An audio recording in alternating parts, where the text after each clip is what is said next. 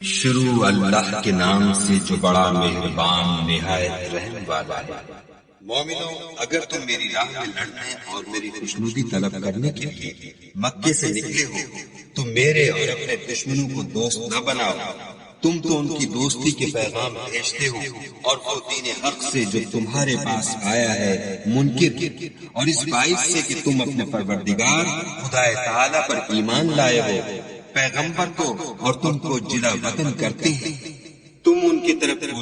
پوشیدہ دوستی کے پیغام بھیجتے ہو، اور جو کچھ تم مخفی طور پر اور جو علن اعلان کرتے ہو وہ مجھے معلوم ہے، اور جو کوئی تم میں سے ایسا کرے گا وہ سیدھے رستے سے بھٹک گیا۔ اگر یہ کافر تم پر قدرت پالے تو تمہارے دشمن ہو جائیں اور ایذا کے لیے تم پر ہاتھ بھی چلائیں اور زبانیں بھی، اور چاہتے ہیں کہ تم کسی طرح کافر ہو جاؤ۔ قیامت کے دن نہ تمہارے رشتے ناطے کام آئیں گے اور نہ اولاد۔ اس روز وہی تم میں فیصلہ کرے گا، اور جو کچھ تم کرتے ہو خدا اس کو دیکھتا ہے۔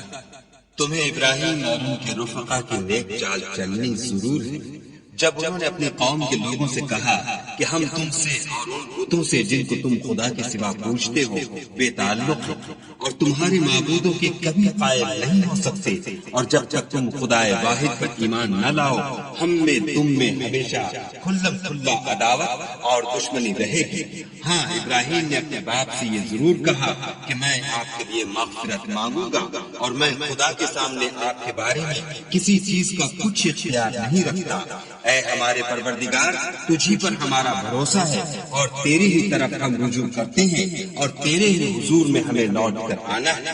اے ہمارے پروردگار، ہم کو کافروں کے ہاتھ سے عذاب نہ دلانا، اور اے پروردگار ہمارے ہمیں معاف فرما، بے شک تو غالب حکمت والا ہے۔ تم مسلمانوں کو، یعنی جو کوئی خدا کے سامنے جانے اور روز آخرت کے آنے کی امید رکھتا ہو، اسے ان لوگوں کی نیک چال چلنی ضرور ہے، اور جو روگردانی کرے تو خدا بھی بے پرواہ اور سزاوار حمد و ثنا۔ عجب نہیں کہ خدا تم میں اور ان لوگوں میں جن سے تم دشمنی رکھتے ہو دوستی پیدا کر دے، اور خدا قادر ہے اور خدا بخشنے والا مہربان ہے۔ جن لوگوں نے تم سے دین کے بارے میں جنگ نہیں کی اور نہ تم کو تمہارے گھروں سے نکالا، ان کے ساتھ بھلائی اور انصاف کا سلوک کرنے سے خدا تم کو منع نہیں کرتا۔ خدا تو انصاف کرنے والوں کو دوست رکھتا ہے۔ خدا انہی لوگوں کے ساتھ تم کو دوستی کرنے سے منع کرتا ہے جنہوں نے تم سے دین کے بارے میں لڑائی کی اور تم کو تمہارے گھروں سے نکالا، اور تمہارے نکالنے میں اوروں کی مدد کی، تو جو لوگ ایسوں سے دوستی کریں گے وہی ظالم ہیں۔ مومنو، جب تمہارے پاس مومن عورتیں وطن چھوڑ کر آئیں تو ان کی آزمائش کرو، اور خدا تو ان کے ایمان کو خوب جانتا ہے۔ سو اگر تم کو معلوم ہو کہ مومن ہیں تو ان کو کفار کے پاس واپس نہ بھیجو کہ نہ یہ ان کو حلال ہے اور نہ وہ ان کو جائز ہے، اور جو کچھ انہوں نے ان پر خرچ کیا ہو وہ ان کو دے دو، اور تم پر کچھ گناہ نہیں کہ ان عورتوں کو مہر دے کر ان سے نکاح کر لو، اور کافر عورتوں کی ناموس کو قبضے میں نہ رکھو، یعنی کفار کو واپس دے دو، اور جو کچھ تم نے ان پر خرچ کیا ہو تم ان سے طلب کر لو، اور جو کچھ انہوں نے اپنی عورتوں پر خرچ کیا ہو وہ تم سے طلب کر لیں۔ یہ خدا کا حکم ہے جو تم میں فیصلہ کیے دیتا ہے، اور خدا جاننے والا حکمت والا ہے۔ اور اگر تمہاری عورتوں میں سے کوئی عورت تمہارے ہاتھ سے نکل کر کافروں کے پاس چلی جائے اور اس کا مہر وصول نہ ہوا ہو، پھر تم ان سے جنگ کرو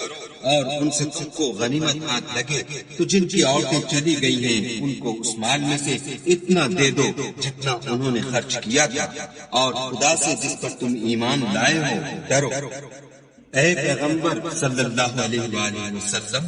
جب تمہارے پاس مومن عورتیں اس بات پر بیعت کرنے کو آئیں کہ خدا کے ساتھ نہ تو شرک کریں گی، نہ چوری کریں گی، نہ بدکاری کریں گی، نہ اپنی اولاد کو قتل کریں گی، نہ اپنے ہاتھ پاؤں میں کوئی بہتان باندھ لائیں گی، نہ نیک کاموں میں تمہاری نافرمانی کریں گی، تو ان سے بیعت لے لو